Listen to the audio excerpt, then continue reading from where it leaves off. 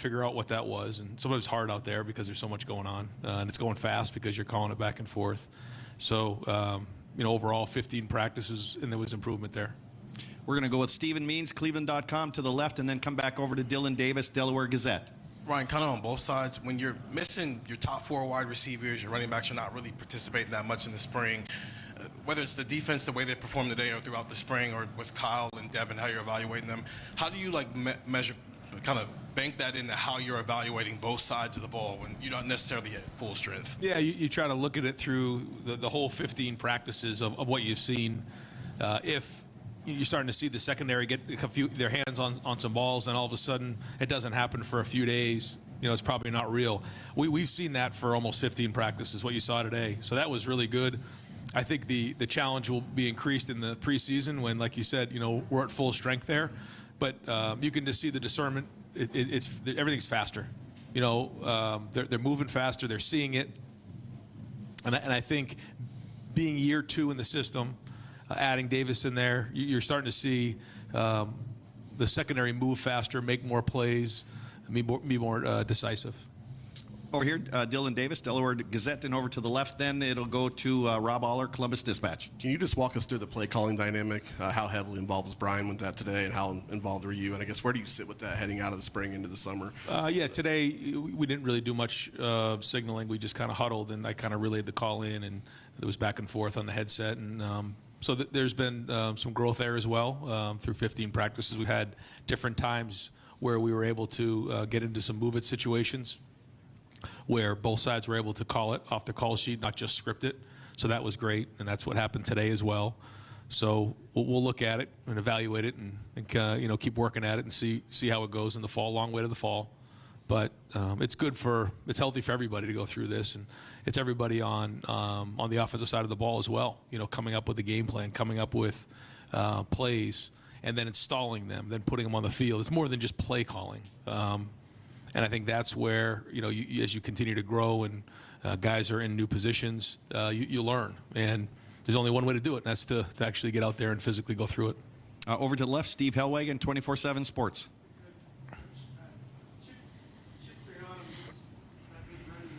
Looks like he's back to playing running back again, maybe as he was at his previous stop. Is he a guy that can maybe fix some things up in that group? Or what do you think? Yeah, we've talked to him about what we see his role being, and it's at running back this year. You saw him put on some weight and be able to carry it. And, you can see he's got some high-end speed, some top-end speed. He comes out the back end, and he had that long run. But I still think he was the second leading ball carrier on the day. I think the first one was Archie Griffin, and that was fun watching him there.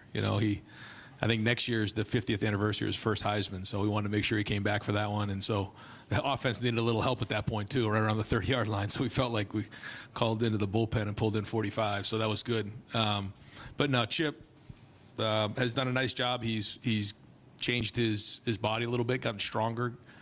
He's a load in there. You can see him hit it. So he has big playability. There were things that he did in the games that he played in last year that we liked, and so we're going to keep building on that. Over here to the right, Bill Rabinowitz, Columbus Dispatch. Ryan, the offensive line has been a big issue all spring. What did you see today? How concerned are you overall? Inconsistent. I thought that there was some good things, but we need more consistency there. The good news is on defense we're getting in the backfield and creating confusion and chaos. So it's one of those things where you always want.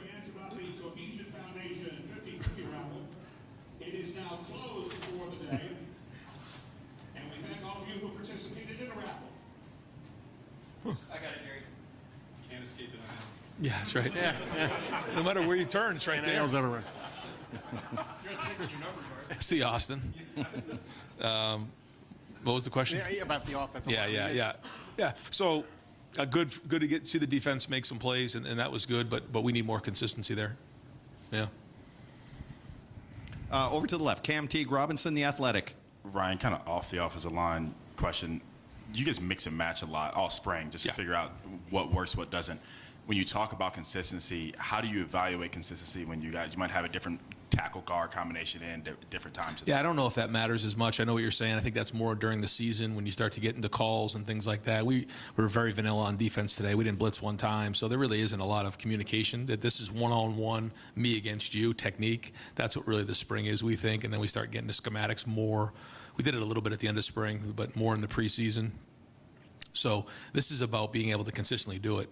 When you flash, when we say, he flashed, what does that mean? That means he's done it once or twice. You've seen him do it. It's like coming home with an A in algebra. Then you expect to come home with an A in algebra all the time. You can't come home with a C then, in the second marking quarter or marking period. So that's what we're looking for. And that's what separates good from great players, is being able to do it all the time. So we need to see more of that.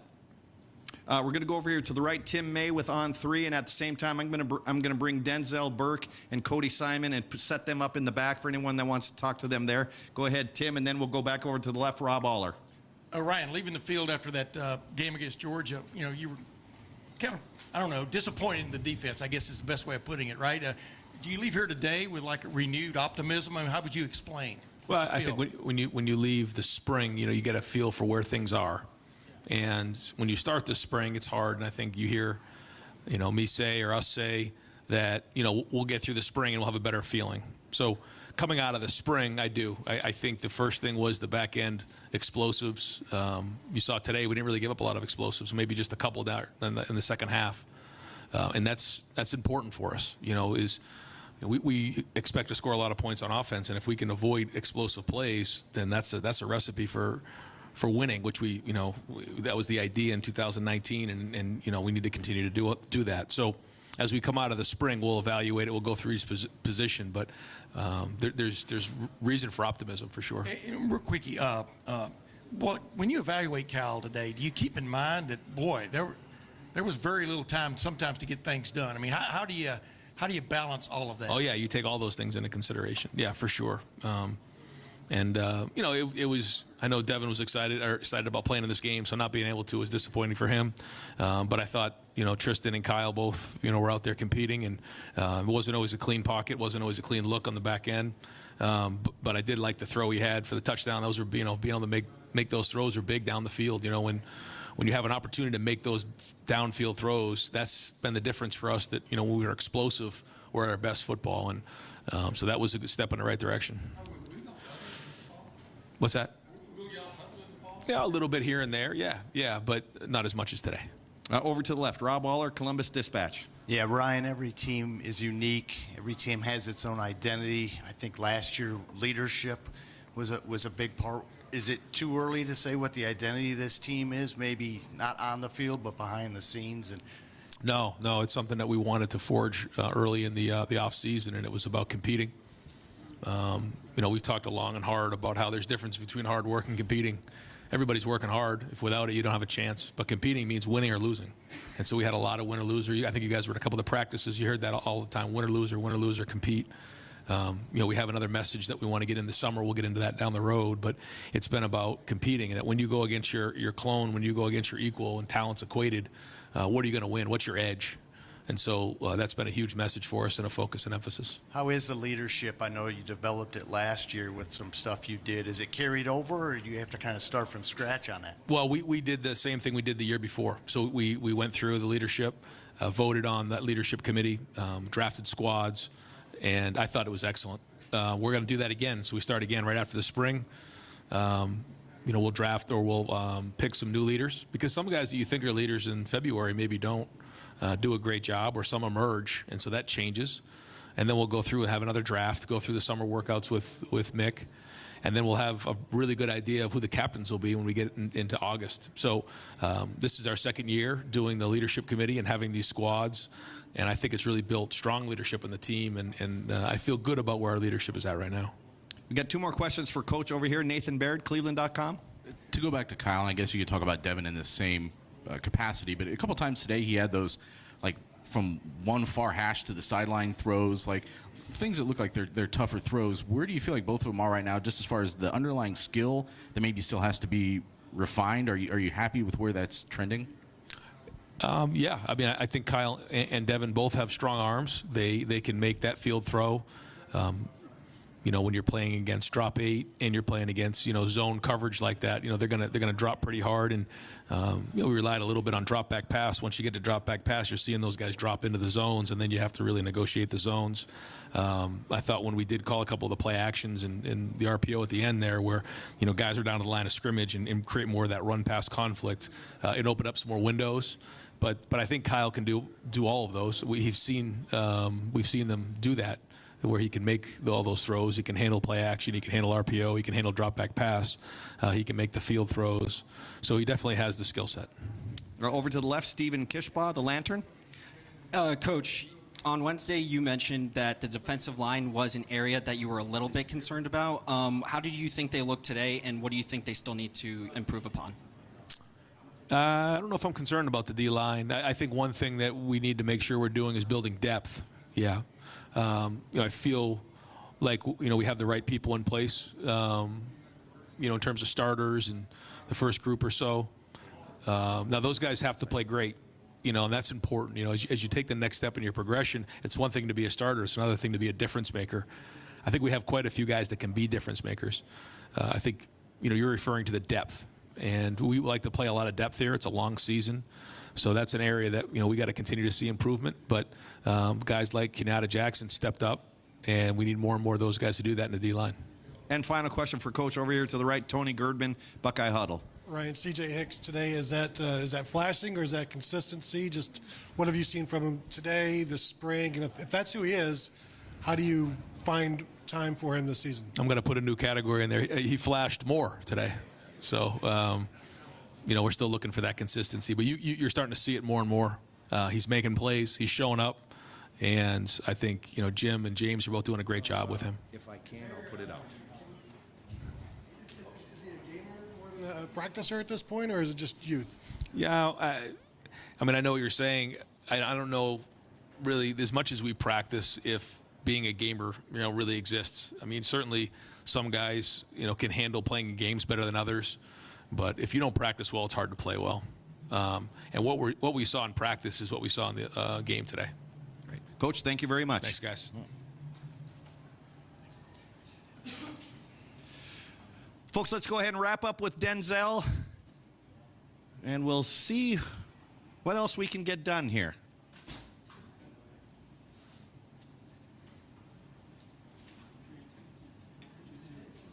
$75,122. Yeah.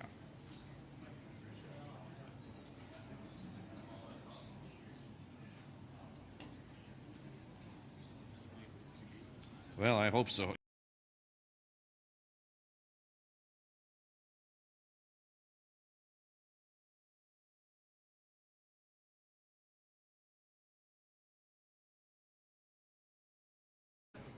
What's that? Yeah, McCord is back there right now. Kyle's back there right now. No, he's not. I'm kidding.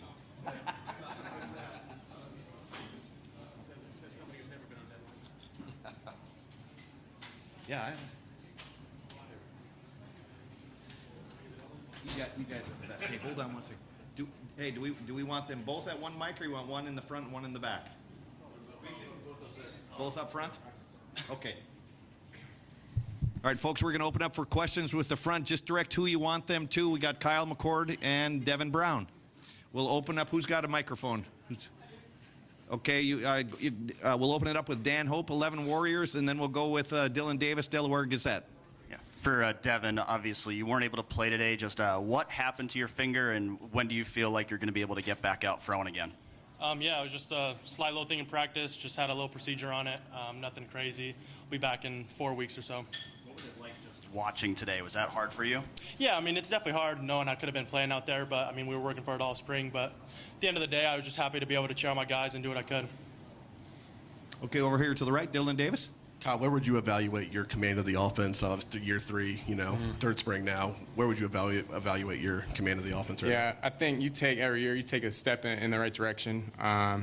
Whether that's, spring and then into fall camp into the season, I think you learn a lot along the way. And I think, you get out of it what you put into it. I think the more film you watch, the more reps you get, I think it helps you take those steps. So, I mean, year 3, I feel pretty good. Feel like I came, a long way than where I was when I first got here. So I feel like I'm in a good spot right now. Over here to the left, Andy Anders, Buckeye Sports Bulletin. Yes, for Kyle. There was a throw early on to Marvin you had. You kind of layered it over the safeties nicely. It seems like you've always had a strong arm, but how have you developed that ability to layer throws over time? Yeah, it's something that we work in practice every single day. We call it a 1-inch throw. So we'll put like a baseball net out there, and I mean that's the safety, linebacker, whoever is dropping back in coverage, and you got to get it over the linebacker or whoever it is, and then drop it into the receiver's hands. So it's something we work literally every single day, and it shows up a lot in the game. So it's definitely something that we make an emphasis on. Over here to the right, Austin Ward, Rivals, the podcast. Kyle, Coach Day was really kind of raving about the throw to Carnell for the touchdown. Yeah. I don't know if it's just because you wanted to see a passing touchdown or you did something special there. Yeah. Take us through that play. Yeah, so that was the first play of the fourth quarter, so we had some time to talk about what look we were trying to get there and what we wanted. And so, I mean, Carnell ran a really good route. The line did a good job of protection. I made a good throw, too. So I think, when all those things come together, that's the result is a touchdown. But I think that's a tribute to the 10 other guys, everybody doing their job. And, when that happens, good things happen. Over here, Tim May on 3. Yeah, for each of you guys. Does it matter that no one has declared a winner in this race yet? I mean, how does this take you into the next offseason, headed to the opening of preseason camp? Yeah, the competition has been great. I mean, we both know what it is, but I think at the end of the day, Devin's definitely making me better, and I think vice versa as well. So, even though there's not a winner of the job yet, I think that benefits both of us, honestly. And I think it's going to push both of us going into fall camp, and there's still a lot of time until the season. So I think just keeping each other hungry. I think he'd say the same thing. So I think that's definitely the wise thing to do at this point. Just keeping each other in check, keeping each other going. Right next door, go ahead, Tim. Yeah, I mean, pretty much Kyle hit it right on the head. We're trying to get each other better every single day, and that's all we can ask for is pushing each other. And I'd say Kyle would feel the same. When you're with the best competition, you feel like you got to play at your best, so you got to bring it every day. But at the end of the day, we just want what's best for the team, and whoever's going to win the job is that guy. And how much of a bummer was it for you to have to watch this last week? Yeah, I mean, obviously it sucked, but at the end of the day, I felt like I had a good few practices in the spring. I think I had 10 practices before this happened, or I think it was 11, something like that. But I felt like I had enough days to just really still feel good about my spring and not really have to worry about the rest of it. Bill Rabinowitz, Columbus Dispatch. Kyle, what did you get out of the spring? Did you get as much out of the spring as you hoped? And was there something you wish you had proven that maybe you didn't? How do you kind of feel coming out of spring? Yeah, I thought the spring went well. I mean, obviously, spring is a time where, we're putting in new stuff, seeing if it works, seeing what's good for us and what's not good for us. So it's definitely, I'd say a little bit of a learning period. But at the same time, you want to build that chemistry with the guys. And, I think going with the 1s and the 2s in the spring is good. That way, I'm building chemistry with, 6, 7, 8 receivers, 4 tight ends, all that. You're getting good reps with the whole offense. So I definitely feel like the spring went well. Over here to the right, Doug Lesmerises, Cleveland.com. For both you guys, Kyle first. Yeah. It's a very different situation, but 5 years ago we were in this room and Dwayne Haskins and Joe Burrow had finished a quarterback competition, and one of those players decided to leave to go do something else. Is there any part of this in the competition, Kyle, that has ever been in your head once you got through spring that would be a possibility? No, I mean, when I committed here, I made a promise to myself that I was just going to come here and compete. And, guys have come, guys have go. But at the end of the day, I think, if you're confident in your work, confident in your game, you're going to be, at a good spot regardless of who they bring in. And so, you're at a place like Ohio State, they're going to bring in the best quarterbacks. They're going to bring in really good competition.